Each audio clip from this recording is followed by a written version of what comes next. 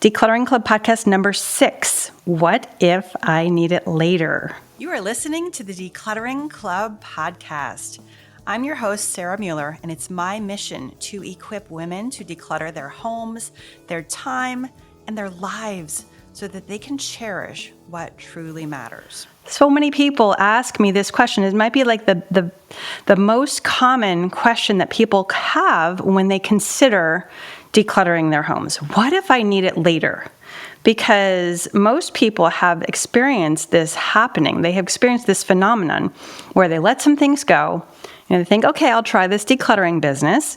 I'll try this. And then sooner or later, they discover, oh dear, that thing that I let go of, I really need it right now. And really, it's not that we need it. It's that we want it. Because honestly, if you really think about it, you don't need very much in this life. You need food, you need shelter, maybe you need love, but you don't need all of those things, but you want them, okay? So this happens for people, or they imagine it happening, and so then they just literally stop. They stop dead in their tracks, and they think, I can't do that because I might need it later. Okay, well, we're going to talk about that because I have some answers and I have some tools that you can use to figure this out and then make decisions with more confidence when you are decluttering. Okay, so whenever your brain offers you a question like, what if I need it later? I want you to answer that question. I literally want you to answer that question. Because if you don't answer the question, then it's that question kind of floats around inside your head. Right? It's like an open loop. It's like if you watch a TV show and, it's a cliffhanger and you get to the end of the show and you think, what's going to happen? Well, you gotta watch the next show, right? To find out what happens to close that loop. Well, the same thing is going on when we ask ourselves questions like this. What if I need it later? If we don't answer those questions, we're just looping. We're just circling. We're just waffling. And so we want to close that loop so that we can move forward. So let's say you're considering getting rid of something, but your brain says to you, yeah, but what if you need it later? Well, what if you need it later? Let's figure it out. Let's think about it, because we ask this question as if it cannot be answered, but it can be answered. And when we answer it, then we prove that we are in control of the situation, which is where we always want to be. Okay, so let's imagine you get rid of something. I'm not even going to say what it is because, it could be anything. And then, let's say the very next day, after you've let it go, it is gone. It is no longer available to you. Now you decide that you need it. So what do? Well, you could feel terrible. You could decide this is a nightmare. I made a huge mistake and I'm never going to do it again. That's what most of you do, right? Most of you, if you decide you need something that you let go of, you feel awful and you beat yourself up. Okay, so that is an option, right? We could do that. But we don't have to do that. And there are other options. And you've probably been in this situation before. So what are some of the other options? Well, you could go and buy it again, probably. Now, it depends on what it is. But so much of the time, you just go buy that thing again. Now, you may not want to buy it again. You may not love that option, but it is an option. And I want you to keep that open, okay? Doesn't mean you have to do it, but it is an option for you.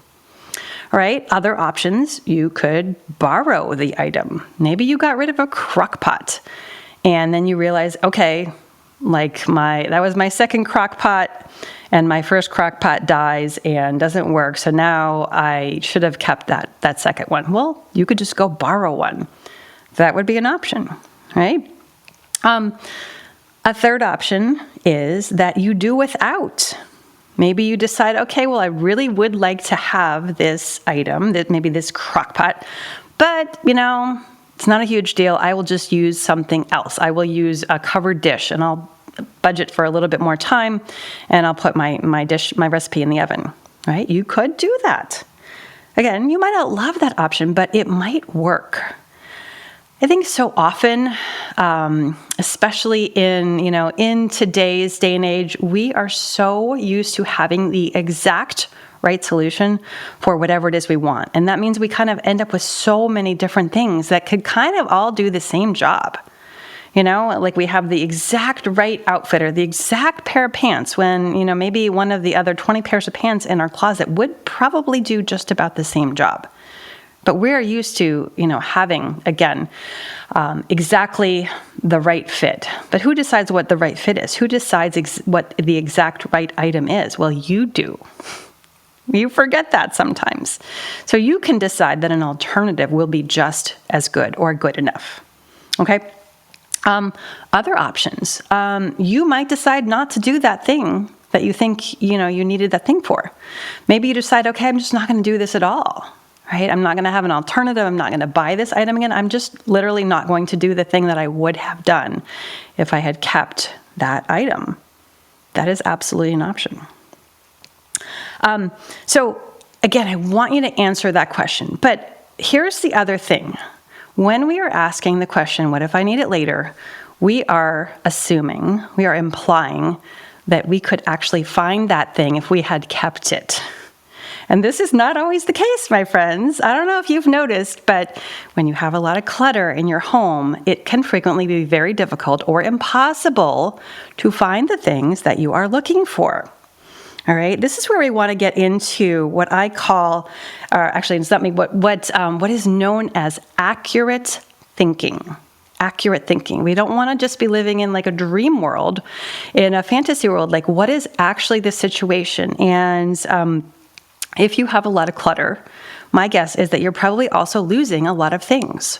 Or maybe, you're temporarily losing them. You can't put your hands on them when you want them. Okay, so even if you hang on to that thing, it doesn't mean it's going to be there when you need it.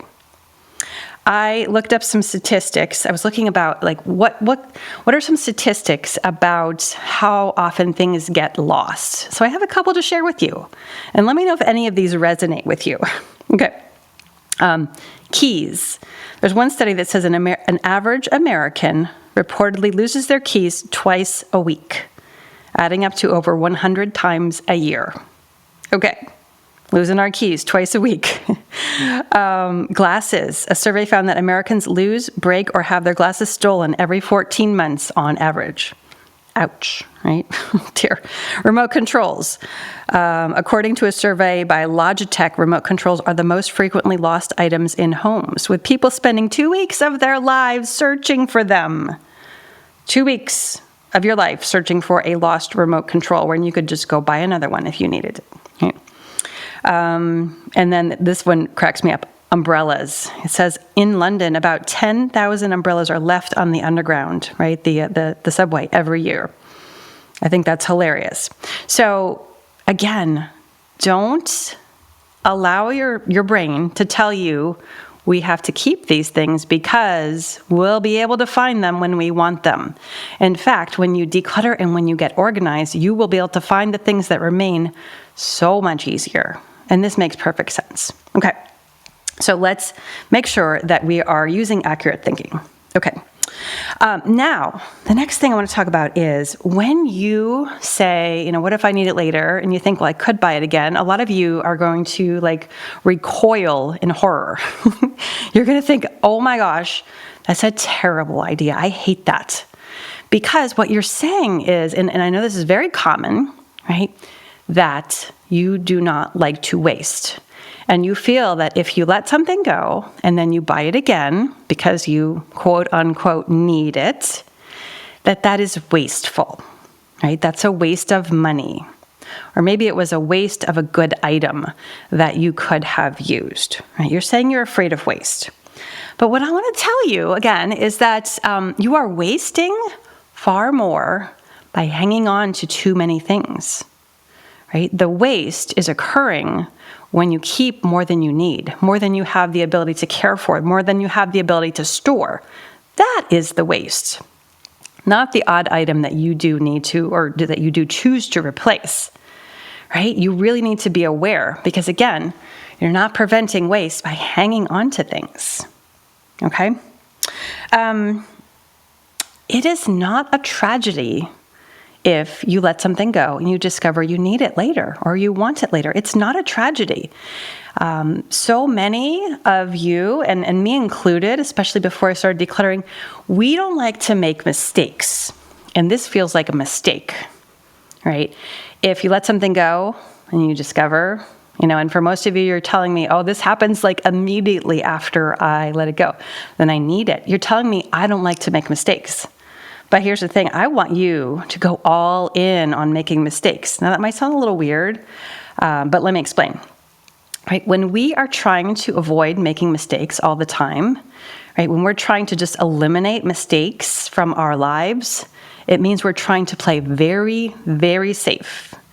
And a very, very safe life is incredibly boring and may actually be more dangerous than you think, right? If you're not getting out there, if you're not living, then you're probably exposing yourself to all kinds of hazards and risks that you don't even realize, right? Whether it's depression or isolation or, like different mental health, like problems, or it's just that you're missing out on living life, right? You cannot prevent all mistakes. And so I want you to consider the idea for just a minute that making a mistake is not a bad thing. In fact, if you're willing to make mistakes, then you can learn much faster. Think about it. If you try something out, let's say you try decluttering and it all goes really well. Well, maybe you're really, really good at decluttering. Maybe you're exceptional at decluttering. You're a pro and you don't even have to make a mistake. But you don't really know that because maybe you were just lucky. Maybe you just got lucky and you're not actually that good at it, right? How will you know? Well, the only way you're going to know is if you make some mistakes and then you learn from your mistakes and then you get better and better and better, right? We don't learn very much when things go well. We are only learning and adjusting, and refining our knowledge, our processes when we're making mistakes. So this is such good news because then this means that you can embrace making mistakes, right? And maybe you don't even think of them as mistakes anymore. Maybe they're just learning. It's just learning. You learned, oh, that didn't work. I didn't like that. Next time I will change, I'll make my decisions differently. That is all it is. It's not necessarily a bad thing. It's not a tragedy, and it's not a failure.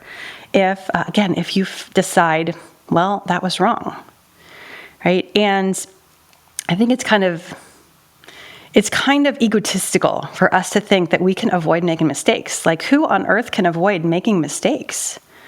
But we do it all the time, right? We really do. This is very, very common. So I really want you to consider that when you ask this question. Am I really just not willing to make a mistake here? And maybe I want to think about it differently. Maybe I do want to be willing to make a mistake. Because let me tell you, saving every last item because it might be useful, because you might need it later, that's a terrible mistake. Like, what waste happens when we do that, when we embrace that mentality? Well, we waste a whole heck of a lot of space. You could fill up your entire house and waste all of that space that you could use for other things. You will be wasting time. You will be wasting time looking for items, managing your items, walking around your items, apologizing for your items, trying to clean up your items, right? You're going to waste a ton of time. You're going to be wasting an enormous amount of mental effort if you decide to keep, quote unquote, everything, right? So you're not avoiding waste. And I think that the things that I just named, I think they are so much more important than any individual item that you might want to keep. We are so quick to dismiss our own time and our own space and our own mental well-being. We are so quick to dismiss that and to just kind of throw that out in favor of physical items that sit there and collect dust, and need our attention and maintenance from us. Right? So think about that. It's not a tragedy if you need something later. The other thing I want to offer to you is if you are looking for a tool that you can use to make these decisions, I want to offer you what we call the 2020 decluttering rule, or the 2020 rule. right? And what the 20/20 rule says is that if you can replace something in less than 20 minutes for less than $20, then it is safe to let it go, right? So if you're on the fence about something, if you're thinking, I think I could let this item go, but I'm not sure, apply the 20/20 rule. Can you replace it in 20 minutes for less than $20? If the answer is yes, then you're all good. Just let it go and go on with your life. And you might want to change it. Maybe you use a different, maybe it's the 10/10 rule for you. Maybe it's the 100/100 rule for you. You get to decide where you draw that line, but this can be a really, really clear-cut tool that you can use to make this decision. Now, here's the secret about all this. Most of the time, you're not going to need it later. And I'm going to say 99 times out of 100, you will not miss those things that you let go. In fact, if you think back, right, if you've been decluttering for a while and you think back, what are the things that I have let go of? You probably can't even name them. You probably don't even remember anymore, right? So we are kind of overinflating the importance of that one thing out of 100 that we did need later, right? We needed one thing. We made a mistake one time, but 99 times we were good to go and we didn't miss it and we gained. So let's make sure to keep that in perspective, right? If you can be right 99 times out of 100, who wouldn't want that? Don't let that one exception to the rule make it mean that decluttering is not for you, right? In fact, that exception proves the rule. Be like, listen, I was right 99 times. Amazing, amazing track record, right? And don't let that one time make it mean that you made a mistake or that this isn't for you. Now, our brains like to look out for mistakes. This is what they like to do, right? Your brain is designed, at least part of your brain is designed to keep you safe and out of trouble. And if it thinks that, making a mistake is really dangerous to you, then it is going to blow up that one time out of 100 that you did get it wrong. It's going to make that feel super important, right? But this is just the negativity bias of your brain, right? It's how your brain works, right? But it's your job to notice and say, you know what, that was just one time. I'm committed to this process and there's so many other benefits that I'm forgetting here. And I'm going to focus on those and not worry about that one time that I did, quote unquote, need it later, right? Remember that we have a negativity bias that tends to notice all the bad things, the things that we think are bad and makes them seem really, really important, right? So you need to overcorrect toward the positive. Okay, so what if I need it later? Answer the question. Give yourself some options. You can figure this out. Don't leave that question open inside your head. Look out for accurate thinking. Make sure you're thinking accurately. And use the 20/20 rule, right? Most importantly, I want you to promise that you will not beat yourself up. If you make a mistake, you let something go, you need it later, it's not a big deal. It doesn't have to be a problem. You are not a fortune teller. It is not your job. No one's going to hold you accountable to knowing what's going to happen in the future. How ridiculous would that be?